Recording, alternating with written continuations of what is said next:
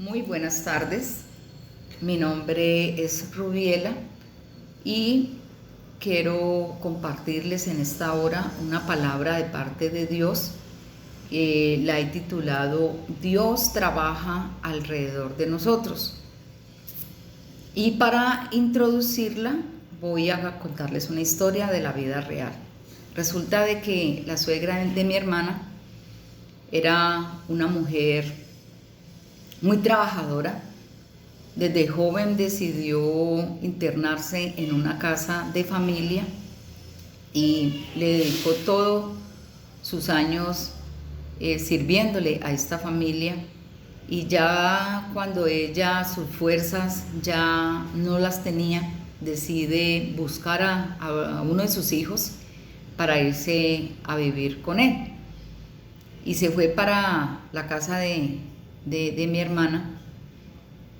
Y en ese entonces mi hermana estaba cuidando de mi padre, que se encontraba postrado en cama. En una ocasión mi padre empezó con una parálisis en la parte derecha de todo su cuerpo, iniciando desde su cara, y de una manera tremenda mi padre empieza a torcerse. Y mi hermana, al ver este escenario, entra en shock, empieza a gritar, a llorar desesperada. Pero luego se da cuenta que con esta acción nada estaba haciendo y decide entonces postrarse ante Dios y empezar a clamarle por su misericordia para con mi padre. De una manera sobrenatural, Dios en ese momento de clamor empieza a orar y mi padre empieza a volver otra vez a su normalidad, su cuerpo, su cara empieza a enderezarse. Y estaba allí la suegra de mi hermana pues viendo todo ese escenario, y esta mujer era muy católica. Ella no consentía que le hablaran de nada más que de su religión. Y en ese momento se da cuenta que el Dios que mi hermana estaba clamando era un Dios real, y a los días decide entregarle su vida a Cristo. Ella misma toma su decisión. Lo más maravilloso es que cuando esta mujer muere en la fe que mi hermana desde hace muchos años quería compartirle, pero que había sido imposible. Esta historia me hace recordar a una historia que también es real. La encontramos en la Biblia, en el libro de Jonás, en el capítulo 1, y voy a permitir leerles los versos del 1 al 9, y dice así: Jonás desobedece al Señor. La palabra del Señor vino a Jonás, hijo de Amitai. Anda, ve a la gran ciudad de Nínive y proclama contra ella su maldad, porque ha llegado hasta mi presencia. Jonás se fue, pero en dirección a Tarsis, para huir del Señor. Bajó a Jope, donde encontró un barco que zarpaba rumbo a Tarsis. Pagó su pasaje y se embarcó con los que iban a esa ciudad, huyendo así del Señor. Pero el Señor lanzó sobre el mar un fuerte viento y se desencadenó una tormenta tan violenta que el barco amenazaba con hacerse pedazos. Los marineros, aterrados y a fin de aliviar la situación, comenzaron a clamar cada uno a su Dios y a lanzar al mar lo que había en el barco.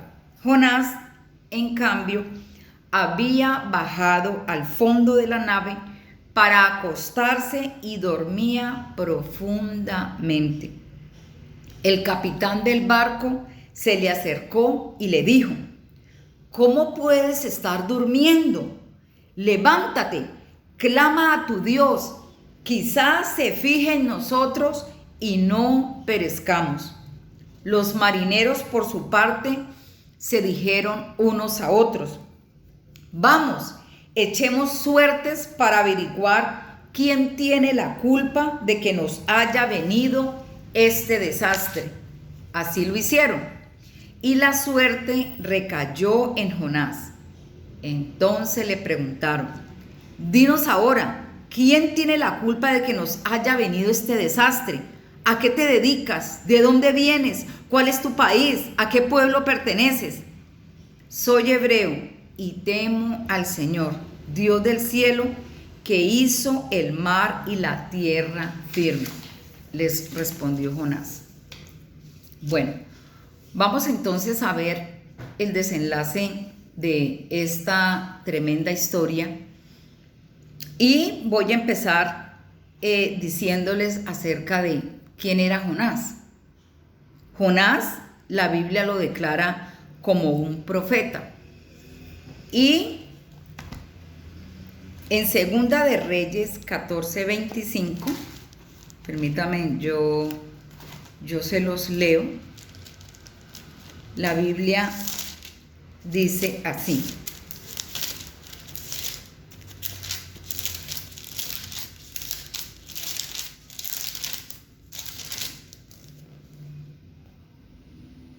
Él restauró los límites de Israel desde la entrada de Hamar hasta el mar de Arabá, conforme a la palabra de Jehová, Dios de Israel, la cual él había hablado por su siervo Jonás, hijo de Amitai, profeta que fue de Gad-Efer.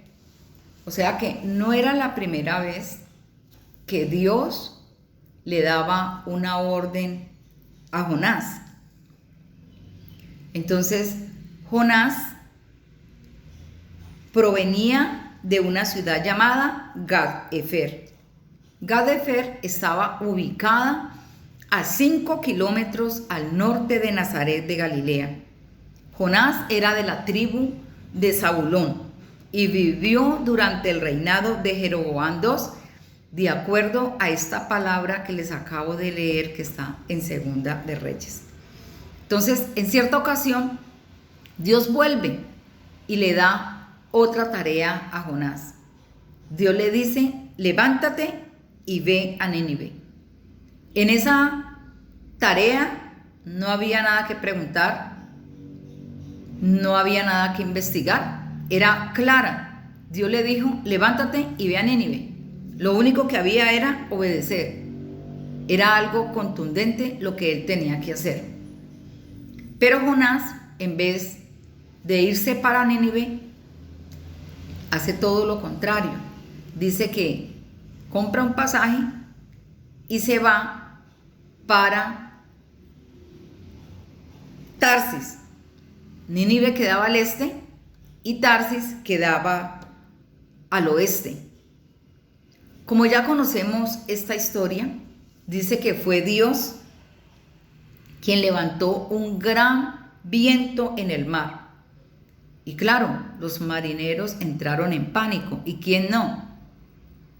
Ellos temían naufragar y empezaron a clamar cada uno a su Dios, rogando de que ellos pudieran ser librados, rogando de que las aguas se calmaran para ellos continuar su viaje. Jonás estaba profundamente dormido en la parte baja del barco. Él se había ido hacia la bodega y el capitán, en una de sus maniobras, baja y se encuentra con el escenario. Jonás estaba dormido, yo creo que hasta estaría roncando. Jonás no se había dado cuenta de la situación en que ellos estaban enfrentando. Y el capitán lo levanta diciéndole lo siguiente: levántate, que estamos en peligro, pide ayuda a tu Dios. Y le dice: levántate, dormilón. Parece ser que los dioses de los otros compañeros de viaje de Jonás no le habían respondido nada. Estaban sordos, tal vez. Había una posibilidad que el Dios de Jonás pudiera librarlos a ellos. Los marineros decidieron echar suertes para mirar quién tenía la culpa de este desastre. Era una de las cosas que se acostumbraban. Y, por supuesto, la suerte cayó sobre Jonás. Claro, ahora el terror para ellos fue más tremendo porque estaban viendo de que había un Dios enojado, que era real, que se había dejado ver y que ese Dios era el Dios de Jonás. Y le hicieron una cantidad de preguntas. Empiezan diciéndole: ¿quién tiene la culpa de que nos haya venido este desastre? ¿A qué te dedicas? ¿De dónde vienes? ¿Cuál es tu país? ¿A qué pueblo perteneces? Yo me imagino el pobre Jonás no sabía a quién responderle. Y lo único y contundente que él pudo decir fue lo siguiente: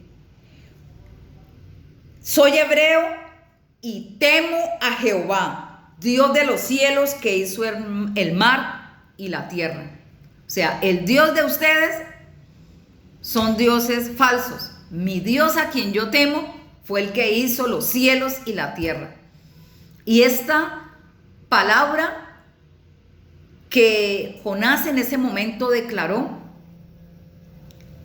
hizo de que estos hombres creyeran, no solamente por la manifestación de Dios, porque Dios se había dejado ver a través de la furia de las aguas, sino que ahora Jonás lo declaraba, quién era ese Dios.